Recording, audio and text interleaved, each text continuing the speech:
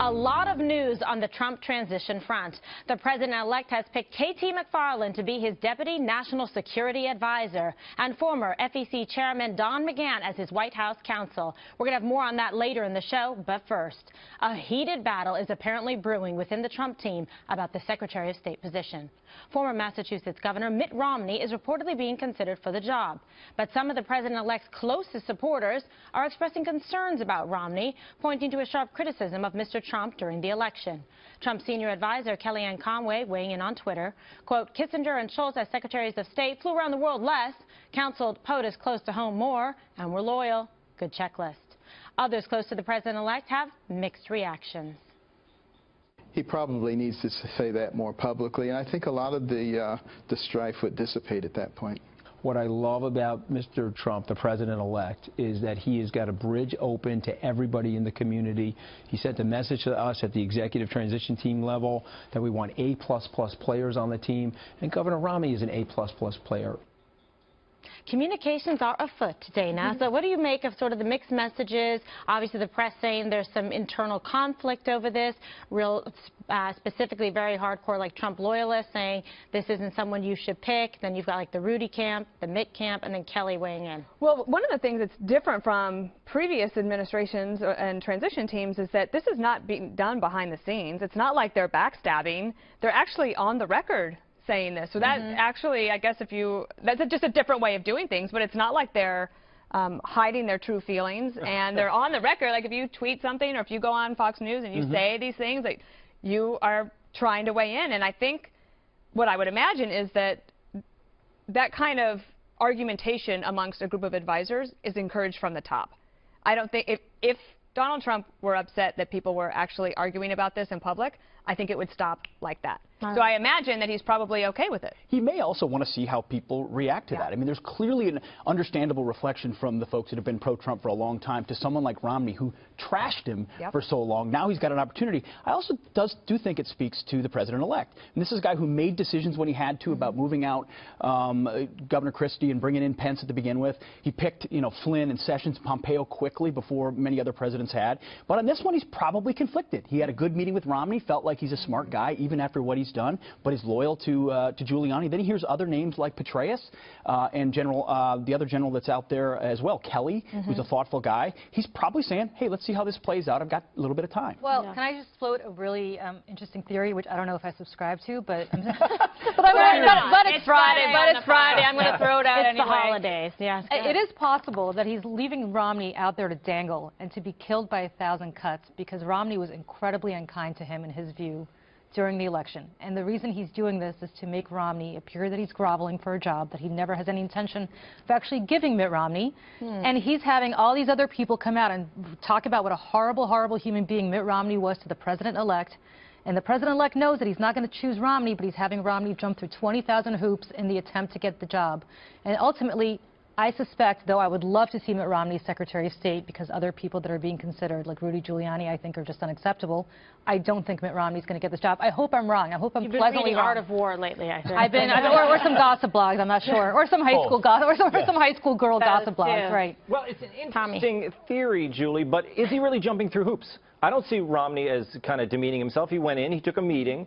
He's not, I don't think he's going to do this apology. Is that a word? Yes, he hasn't said anything. And I don't think he should apologize. There's no reason to apologize. He would probably want to explain himself. Like, this is what I thought about Trump. This is honestly what I thought. And this is why I'm willing to work with him now. But I don't think he has to apologize. But he's going to have to, right? He's going to, if he takes the job, the first question will be either at a Senate confirmation hearing or even from the press beforehand.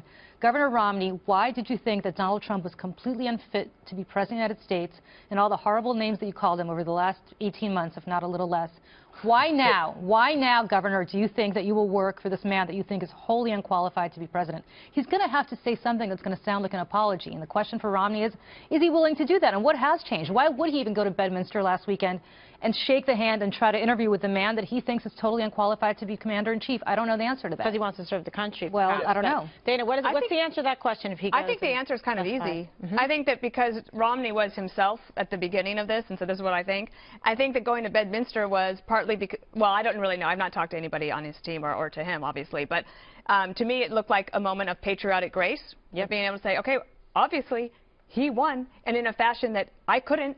So if I believe in public service, and I think Governor Romney does, I think that he could come up with something that says, fine, yes, he could give one press conference, answer all of those questions, in a confirmation hearing, have the Democrats say, read back all of his words to him and just say, you're right, I said that.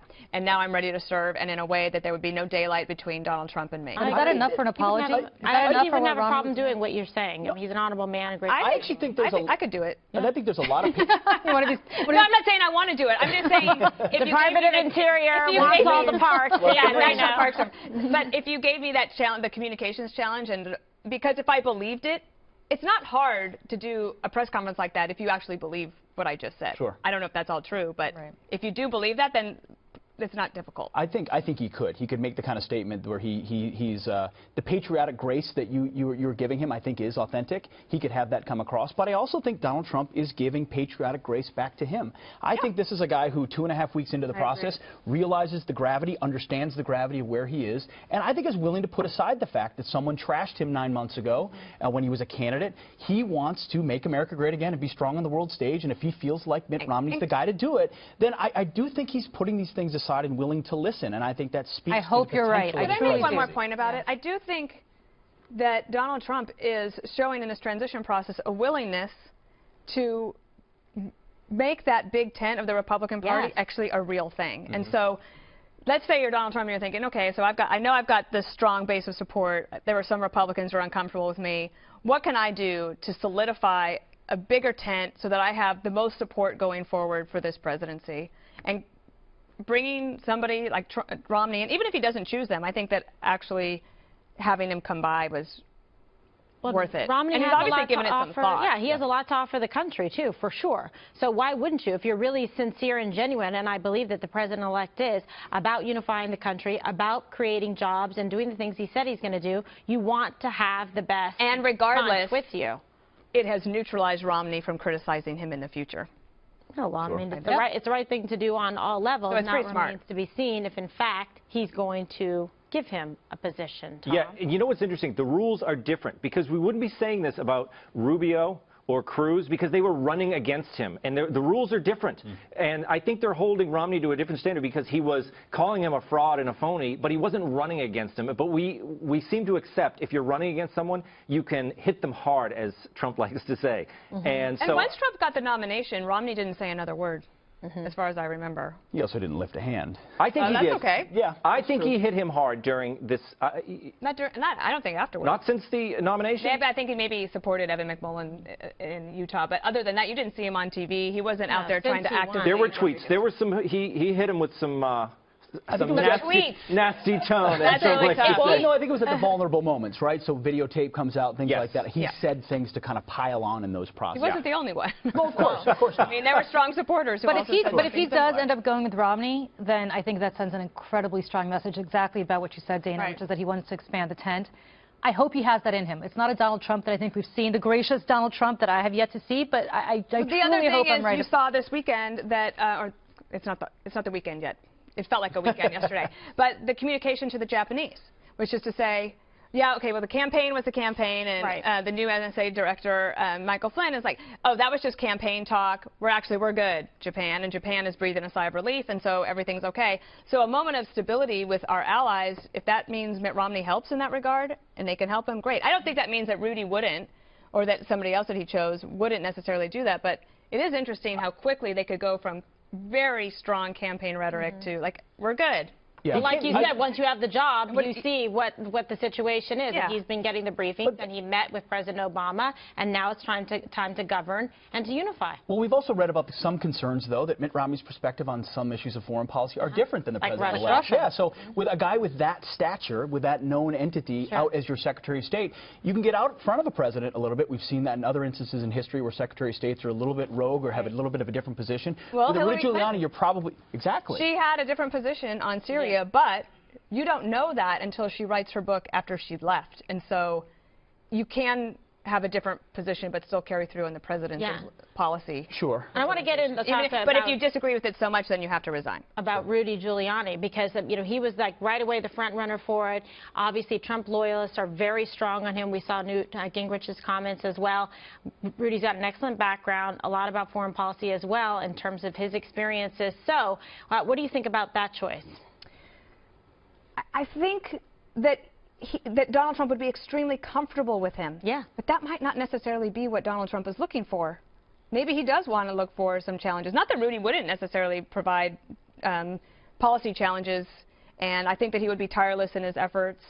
I think that the signals that they are getting from the Hill is that the confirmation process wouldn't necessarily be as easy as they'd like. Right, and I think if the president-elect had his choice and could make it happen, he would want to put Rudy in because he's been And I don't think Donald Trump's afraid of a fight with the Congress for some of these nominees. He's going to have to fight for some, like Sessions probably won, although I think Sessions will probably be smoother than we think because he has a lot of good colleagues up there on the Hill from both sides of the aisle, including Chuck Schumer.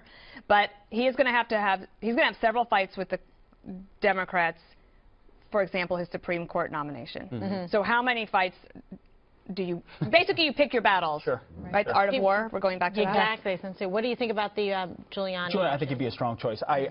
You may face some resistance in the Congress, but he's also going to have a lot of support as well. Might potentially some Democrat support, some from moderate Democrats, and because they would acknowledge that elections have consequences, and if this is who Trump wants as his Secretary of State, it's time to abide by that. So I think he'd be a strong choice. Yeah, I would sleep well at night. I'll tell you that much. I know him very well for many years. All right.